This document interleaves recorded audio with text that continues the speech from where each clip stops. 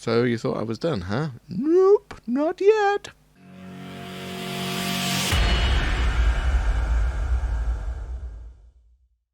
Hello, my name is Elstonation. Welcome to my channel, Elstonation. Bit on the nose there, really, isn't it? Anyway, I am what they call a part-time YouTuber. In fact, I don't even know if that's a phrase. That's just something I've made up. So, first point. Now, this video is going to be a little bit unedited, a little bit weird. It's my first one back in a while. So please excuse me, it's going to be a little bit rough and ready, but I've got some things I want to talk to you about as well.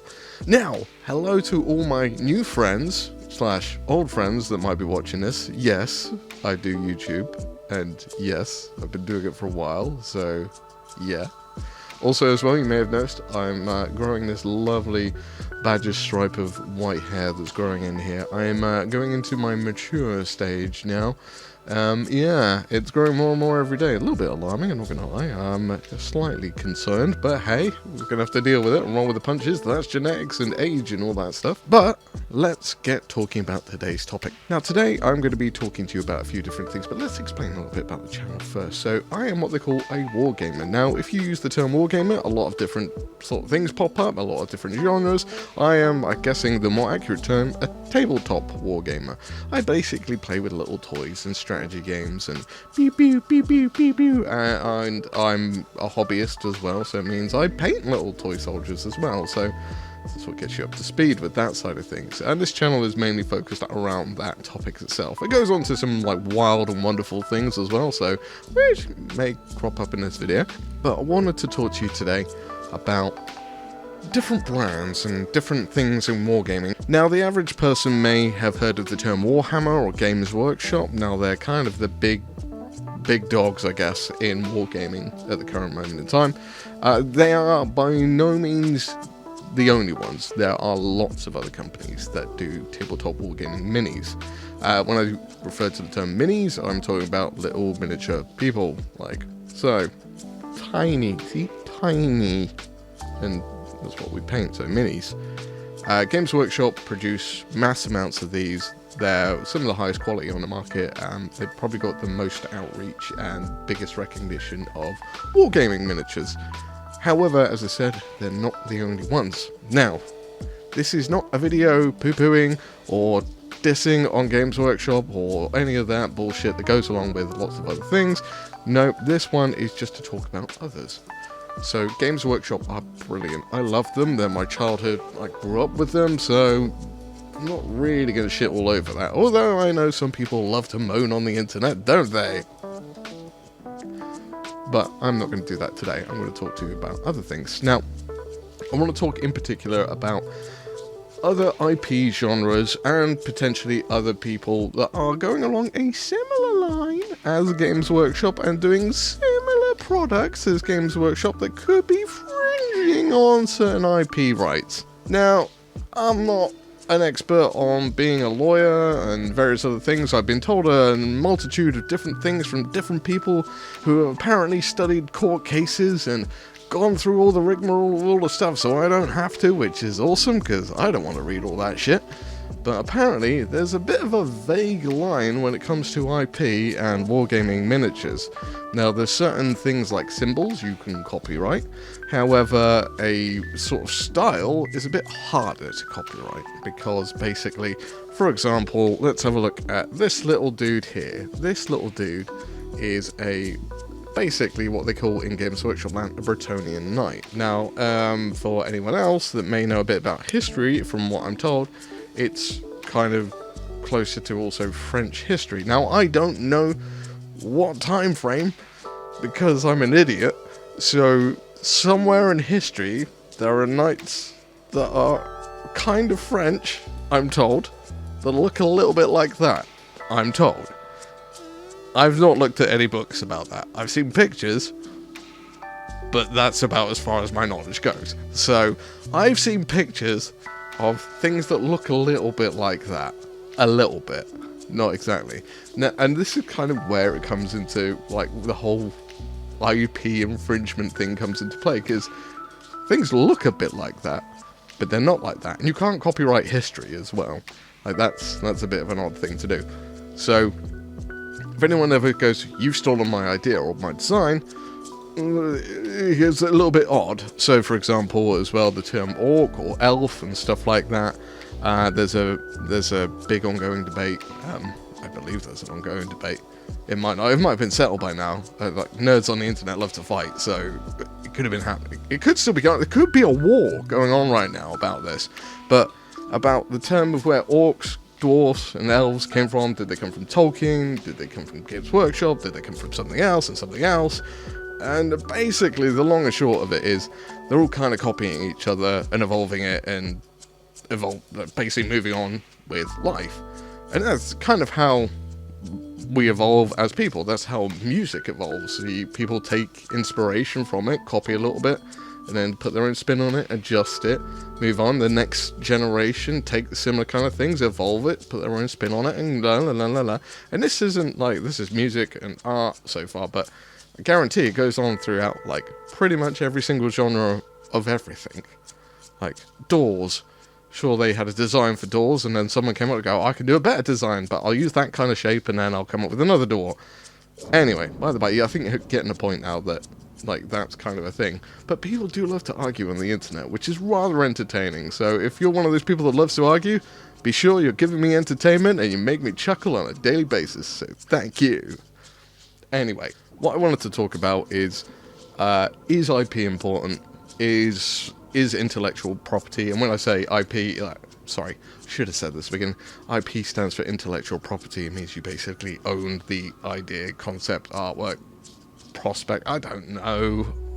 I don't know if you figured this out yet, but I'm not the most intelligent person when it comes to official things. I've kind of gone, huh, and then when people tell me really smart things, I go, huh, oh, like that. Okay, yeah. So if you ever talk to me about something I have no clue about, and I do that, I'm basically going, okay, I'm going to log that in my brain, but I don't believe you, because I don't really believe many other people anyway. Anyway, by the by, yeah. Sorry. Tell me all the facts you want in the world. Until I've done it myself, I've looked at it myself, I have to go, someone told me something about this at some point in time, and then, okay, cool, that's a thing, apparently. So, anyway.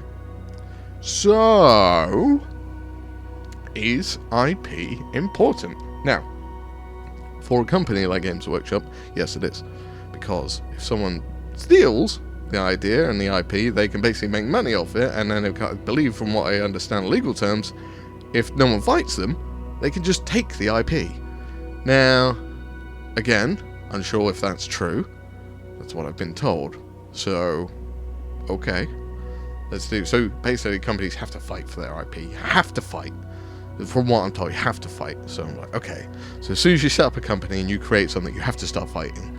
Which is very exhausting. It sounds very tiresome. And I would hate to be the person in the legal department that has to deal with that kind of shit.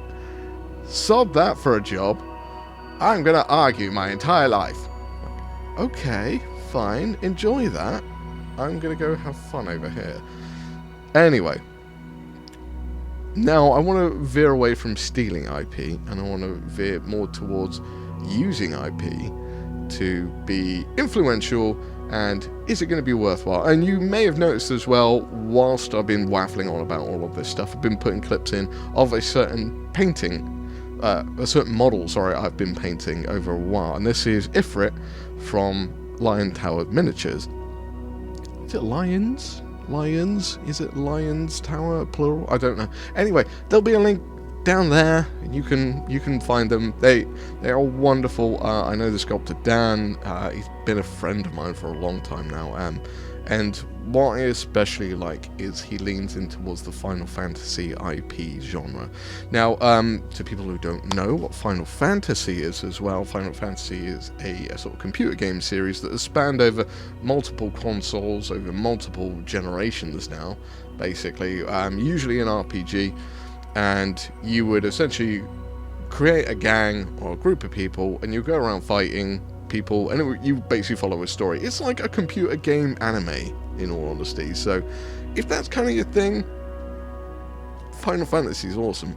I know I've just said the word anime, and that may have made people run for the hills and think I'm a really super nerd. You are correct, I am a super nerd. And yeah, if you're not into anime, yeah, sure, run for the hills. But this might explain a little bit of thing, and if you're curious about me, my life, and all the stupid things I get up to, carry on listening. Anyway, Dan from Lion's Tower makes these wonderful sculpts that are based on, they're influenced by Final Fantasy miniatures, and Ifrit is effectively like a fire god. So you'll see in the painting scheme that I'm trying to lean into a kind of molten effect, or like a glow effect, but I started off really bright. I had to kind of bring it back down, and then I had some like weird and wonderful concepts of how I was going to make this work, and I realized I did a kind of a reverse painting. So instead of putting the highlights at the highest points, I put the highest points in the lowest creases to create a glow effect. And I really like it, and I really love this model as well. There's also a game he's coming out with called Crystal Collapse, which I've got some of the minis for. He sent me some early copy release ones. I'll get some pics up for you, and it looks phenomenal. I don't know how the gameplay plays yet. I haven't been sent a copy of the game, I've just been sent a copy of the minis, and the minis are fantastic. I love them. I adore them. I'm going to get around to painting all of them. Life has been crazy, but that's coming up in another video. I'll tell you where I've been and what I've been doing for God knows how long, and yeah, nuts to say the least over the past 6 months, 8 months. I don't know how long I've been gone. Anyway, so Final Fantasy minis from Lion's Tower, they're amazing, and he's now put them on this sort of pre-order, kind of Kickstarter-ish kind of thing. Again, link below, go check them out please. I would love to see some people get some attention, especially Dan as well. He works so hard, and he's really one for quality. He puts a lot of effort into it, and he's also a phenomenally fast sculptor. And this is something for also people that are new to the channel and new to wargaming and a general sort of concept of the hobby world. Dan is a 3D sculptor, so basically he sculpts on a computer, and then you 3D print it. Now, I've got a 3D printer as well, which is awesome, because Dan can sell you the files for his model, so you can print off as many as you want as well, which is amazing, including these Undead Hero Quest minis, which are incredible. Any of you that remember Hero Quest from back in the day, Hero Quest is still a thing. It's evolved a little bit. So now, I wanted to know, and this is more of a question I'm going to put to yourselves on this, is, do you think it's important that this IP relation in this sculpting style is here for it to sell, or is the base concept of a good mini enough to sell a game? And then this is a general question. I don't have the answer for this, so please, I want you to put your thoughts in the comments below. That's what I want in this one, because I would like to know your opinion. I would like you to go check out Dan's Kickstarter pre-order thing. I'm sure there's a name, but I don't have it here right now, so I don't know. I told you I'm super intelligent, right? So,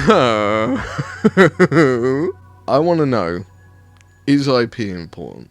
So yeah, it's got this kind of appealing attraction point to get you started. However, I don't know if it's enough to fully keep you into it.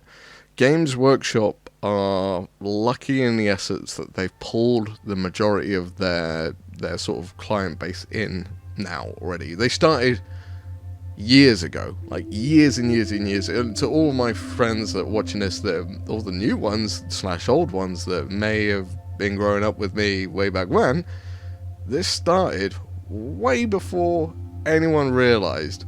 Like, this started when I was like 5 or 6, and they hooked me then, and now that I'm 40, I'm fully invested, and I've got disposable income, I've got all this stuff, la la la la la.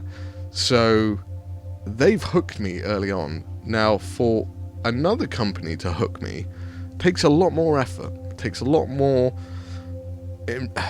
appeal / enjoyment factor that they're going to provide me to make it worth my while. And commit my time to it. For example, they have to be amazing minis, I have to love painting them. Or the game needs to be incredible, I really like enjoying it, and that's not the only factor. If it's a good game, that's one thing, but you also need to have someone else to play the game with. If you don't have that, it's dead on its ass to a certain degree. So the other concept is, are they good minis? Are they fun to paint?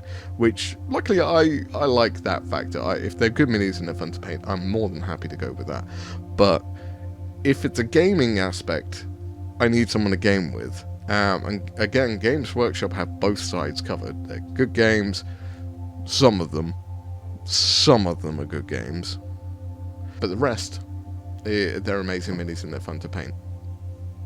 So, this is the question, and this is what I wanted to put to you. And this is a bit of a, hello, I'm back, I'm alive, I'm not gone yet, but I would like to hear from you, see what you think, and see what you think about the games. And please, God, go check out Dan's Kickstarter thing below. As I said, they're amazing minis.